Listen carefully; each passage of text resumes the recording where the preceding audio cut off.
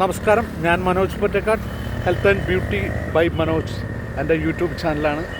എൻ്റെ സുഹൃത്തുക്കൾ സബ്സ്ക്രൈബ് ചെയ്യാൻ മടിക്കരുത്. ഞാനിപ്പോൾ നിൽക്കുന്നത് സെൻറ്റ് ആൻഡ്രൂസ് കോൺവെൻറ്റിൻ്റെ മുന്നിലാണ്. ഞാനിപ്പോൾ 4ാമത്തെ പ്രാവശ്യമാണ് ഈ വീഡിയോ ചെയ്യുന്നത്. ഇവിടെ വീണ്ടും ഒരു നടപടി ഇതേവരെ ഉണ്ടായിട്ടില്ല.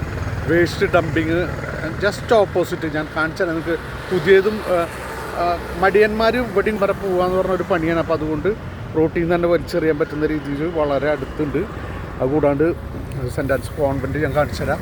കാരണം വെച്ചാൽ നമ്മളുടെ തൃശ്ശൂർ ക്ലീൻ സിറ്റി എന്നുള്ള ഇതിലേക്ക് വരുമ്പോൾ നമ്മൾ തന്നെ നമ്മുടെ സിറ്റീനെ നശിപ്പിക്കാൻ വേണ്ടി ശ്രമിക്കുന്ന ഒരു കാഴ്ചപ്പാടാണ് ഇവിടെ കാണുന്നത്.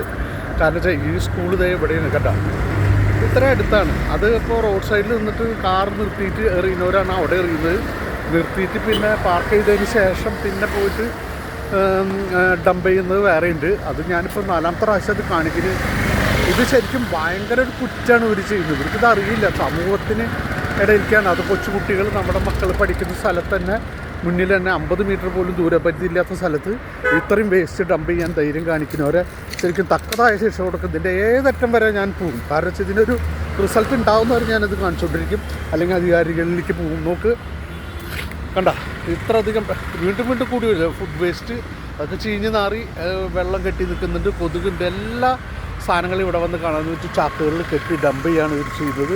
ഞാൻ പറഞ്ഞ് നമ്മുടെ അധികാരികൾ എന്താ അത് കാണാത്ത, ഇത് വളരെ മോശം ഒരു കാര്യമാണ്.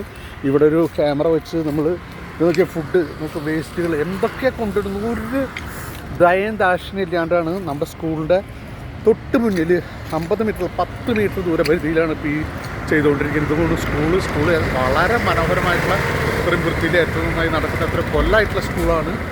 അപ്പോൾ നമ്മുടെ കൊച്ചുകുട്ടികൾ പഠിക്കുന്ന സ്കൂളിൻ്റെ മുമ്പിൽ ഈ ഹമ്പക്ക് നമ്മൾ ഒരിക്കലും അനുവദിക്കാൻ പാടില്ല. ഇതിന് അധികാരികൾ തീരുമാനം എടുത്തേ പറ്റുള്ളൂ. ഇതിന് തക്കതായ നടപടിയെടുത്ത് ഇത് നിർത്തലാക്കണമെന്ന് ഒരിക്കൽ കൂടി അഭ്യർത്ഥിച്ചുകൊണ്ട് ഞാൻ നിർത്തുന്നു. നന്ദി, നമസ്കാരം, താങ്ക് യു.